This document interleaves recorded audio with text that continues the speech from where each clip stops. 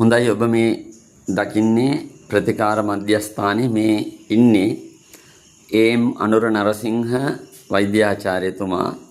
මම ඔබතුමාගෙන් දැනගන්න කැමතියි මේ ස්ථානය තුල මොන වගේ ක්‍රියාවක්ද සිද්ධ වෙන්නේ කියන එක. සියලු දෙනාටම සුබ දවසක්. මෙතන කුරුණෑගල දිස්ත්‍රික් ආයුර්වේද වෛද්‍ය විද්‍යාලය නැත්නම් වෛද්‍යාචාර්ය වෑදණ්ඩ ගුණානුස්මරණ පාරම්පරික වෛද්‍ය පුහුණු මධ්‍යස්ථානයේ මෙහිදී එක සිදුවෙන කාර්යයන් නම් විශේෂයෙන්ම පාරම්පරික වෛද්‍ය ක්‍රමය අපි මේ ස්ථානයේ උගන්වනවා. ඒ සමගම මෙතන චිකිත්සාගාරයක් තියෙනවා. චිකිත්සාගාරයේ ඒ පාරම්පරික දැනුම ගන්න ළමුන්ට ප්‍රායෝගික දැනුම සහ චිකිත්සාගාරය පවත්වාගෙන යන විදිහ පූර්වාදර්ශයක් මේක නිර්මාණය කරලා තියෙනවා.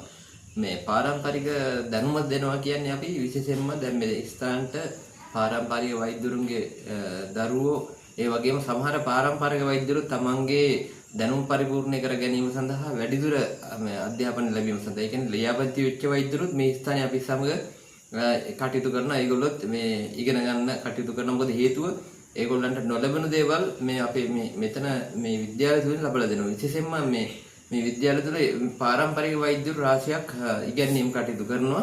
ඒගොල්ලන් ආවේනික වෙච්ච පාරම්පරික වෛද්‍ය ක්‍රම කියන්නේ ඒතර මෙතෙන්ට ආපු ශිෂ්‍යයෙකුට පාරම්පරික වෛද්‍ය පරම්පරා 3-4කින් ලබා ගන්නා වූ මේ අත්දැකීම් සම්භාරයක් ලබා ගන්න පුළුවන්. ඒ නිසා තමයි ගොඩක් පාරම්පරික වෛද්‍යවරු තමන්ගේ දැනුම පරිපූර්ණ කරගෙන නිසා මේ ස්ථානට පැමිණෙන්නේ.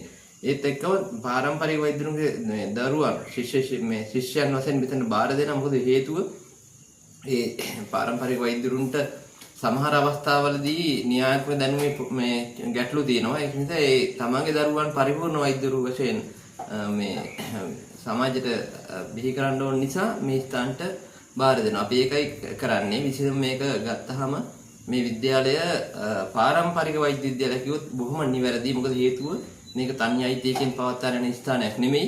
හේතුව මේ අපේ ගුරු දේවෝත්තම වෛද්‍යාචාර්ය ආර්.බී. වෑදණ්ඩ ගුරුතුමන් තමයි නැත්නම් වෛද්‍යාචාර්යතුමන් තමයි මේ විද්‍යාලය ගොඩනැගුවේ.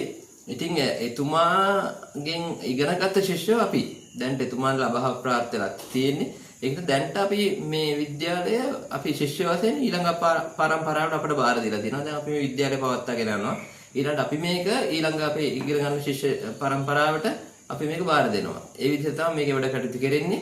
ඒත් එක්කම මම හිතන්නේ මේ චිකිත්සාගාරය ගත්තොත් චිකිත්සාගාරය තුල අපි දැන්ට විවිධ ලංකාවේ විවිධ පළාත් වලින් මේ රෝගීන් පැමිණ මේ ස්ථාන